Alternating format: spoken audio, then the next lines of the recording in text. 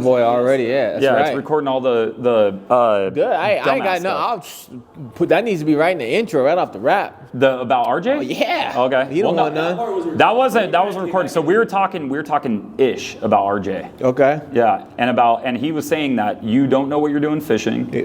Okay, so hold on real quick. Malcom Stewart, guy that needs no introduction. Really happy to see you about to start racing again. Oh yeah. Like super pumped. Okay, now we can get back to talking crap. All right, so this is for RJ. So when you watch this, I'm gonna get you. You know, you're over here talking crazy, but let's just go ahead and get this out of the way. You ain't got not one photo of a fish on your Instagram, okay? Okay, not one. No story, no like video, no nothing. So when he starts talking, crazy. You go on my stuff, boy. You do have fishing stuff all over. I got albums. Yeah. Okay, crazy. Do you have it's like the painted bass boat where it's like all sparkly? Like the flake? No, most bass boats come like that. Do they really? Yeah. Okay. I think it's cool. It's just like that candy. Whatever that is. Yeah. No, most bass boats have that. I think it's just cool. It's just something that I think it looks sweet. Yeah. The only reason why bass boats can get away with that because of freshwater. Because if you go, of course, saltwater eat it up. It's been done. The fiberglass. Yeah. So that's why most saltwater boats are always majority of them are white. Okay. Yeah. So. All right. I don't know. See, I'm getting a lesson in fishing, and so are a lot of you guys. Like I don't know. And of course, there's no carpet in there because the saltwater eat the carpet. Okay, that makes sense here. Freshwater, it's nothing but carpet. What got you into fishing? My dad.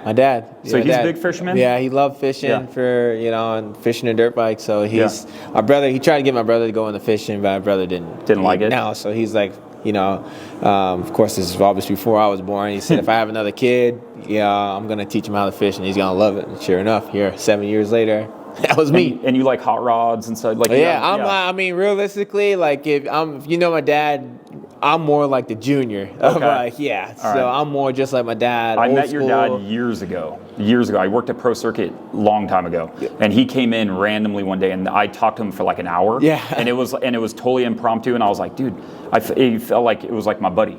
Which was pretty cool. Nah, Pops is cool, man. I feel like he's like the people person. For me, it's always, he's always showed nothing but love to everybody, and he always told me for a long time, you'll go a long ways if you respect people and be humble and stuff like that.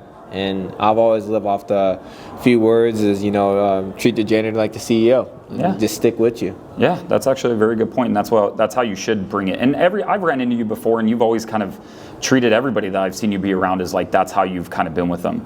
How's Uncle life? Cool, man. It's really cool. Yeah. It's really cool. I'm gonna teach them everything they shouldn't do.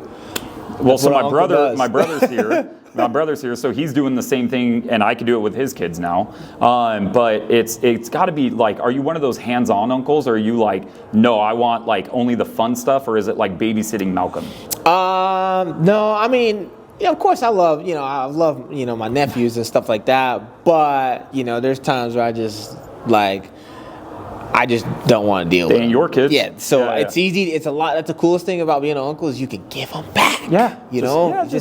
They mad. I give them right before bed. That's how your mom and dad feel. When they say can I have a soda? Sure. Yeah.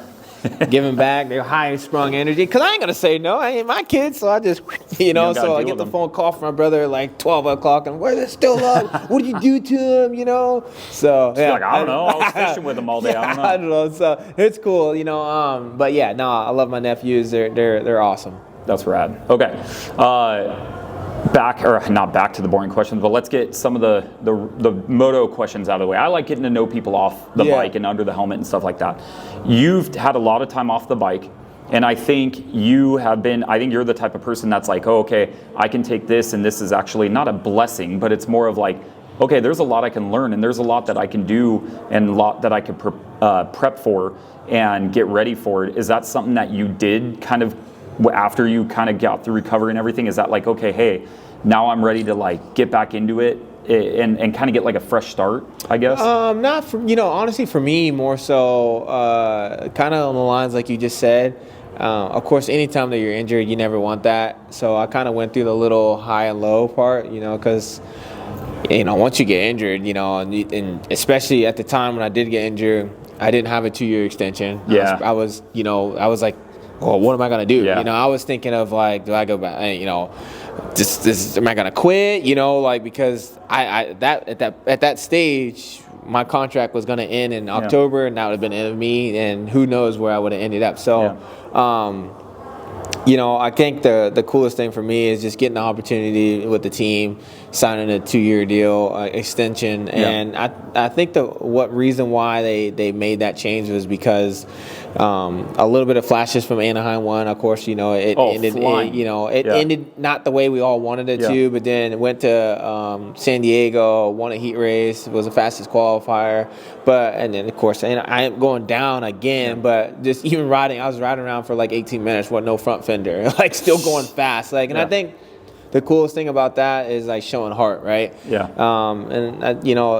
Team, and when you show that team that you're willing to give everything you got and stuff like that, teams love that. Whether results or not, of course, we got a business to run and they want to see results. But I kind of felt like the team saw the short end of the stick for me, but they also know that there's more to it, right? And coming off the year before that in 2022, getting 3rd overall in the season, there's definitely a lot of potential there. So I think, like I said, for me to see the team to go give me a 2-year extension gave a lot of weight off my shoulders. And I just remember getting a call, and they just said, hey, listen, like, all we care about is you coming back around, mid-October, 100%. Go get that knee fixed, and, we'll see you in 9 months. Yeah, so. I think my favorite thing about you is you show your personality in everything that you do. And I think that actually is a benefit to kind of what you went through and like how you're like, okay, hey, I didn't really have anything set up for the future, but I think you showed the flashes and you showed, okay, hey, no, there's something real here. Because if you can go fast at one time, I think you can go that fast again. But you also have such a persona behind you that I think our sport lacks. You know what I mean? And so I think you kind of capitalize in that a little bit as well, where you're like, no, this is who I am. I'm not going to fake it for anybody. I'm not going to change who I am. I'm not going to do anything differently. And this is the version that you're going to get. And I think that's what these people see in you too. You know what I mean? Is like they're buying a whole package with you. Yeah. Which is pretty good. No, it's cool just to have a little bit of course, speed and a little bit of marketing and just. Again, I'm just a happy guy. Of course, I take my training and riding very, very serious. But, off the bike stuff, I feel like I'm something that people can relate to. And if it's fishing or whatever, how we're having this conversation, talking about other things, we're enjoying ourselves. It's not all about serious. And I get it. It's not all just about twisting the throttle on how fast you can go around the racetrack. I think people like to, people like to hang out with somebody they feel that they have something in common. Yeah, especially when they're watching it. Like casual fans are watching it at home and they see kind of an automated response, but they see you and you have the emotion behind it. It's like, hell yeah, I want to root for that guy. Yeah. You know what I mean? It's cool, man. It's cool. I ain't gonna lie. It's cool. I'm a fan of myself. I don't even know how. Yeah, that's how you should be. You should be your number one fan. That's right. All right, so this season's coming up fast. Is it one of those things where you already are kind of like, okay, I'm ready to go right now? Or is it like, hey, tomorrow was A1, you ready to go? Or is it like, hey, is it kind of nice to have a couple more weeks to fine tune a little bit? No, I mean, for me, again, I've of course taken 9 months off. How it goes. 9 months off, takes a couple weeks of riding outdoors, and you start jumping on the Supercross. Next, you're somewhere in mid-November or whatever. But I don't know. But yeah, I mean, I feel like I am ready, but at the same time, it's been 9 months, right? So I don't really know how capable I am of. I know on the racing side of it, I know the mentality, I know that part of it, but it's racing, right? You don't know what you're going to stand in. I don't know who I'm going to stack up. The only thing I can go off of is my teammates, right? Yeah. And I feel like Christian Craig and myself have had an injury, so we're kind of bouncing off of each other. RJ Hampshire had a great season this year, and then of course Aaron Plessinger had a great season as well. So kind of going back and forth, all we can do is judge off of each other, and then we go to come out here and we saw some other riders, and we're all fairly well at the practice track, but it's practice, man. We talking about Allen Iverson told that it's practice, right? We're talking about practice. So for us, we'll know where we are around A1. That's all I can say. But again, I'm looking forward to it because I feel like people only know a race and a half of me, and the last I can go off of the energy is the last time I left, I was up front. So, you know, that's kind of how I'm gonna leave it. I got a little chip on my shoulder, and sometimes it's fun being a little bit of an underdog. I was gonna say it's not a bad thing to have that. No, that's all. I'm excited. So they know there's no pressure on me. Okay, good. Yeah, I do have a random thing to ask you, and I've always kind of wondered this, but you're sitting there on a main event on the gate with all the riders sitting there, and you're like, okay, the 30-second board's up. What's going through your head exactly at that moment?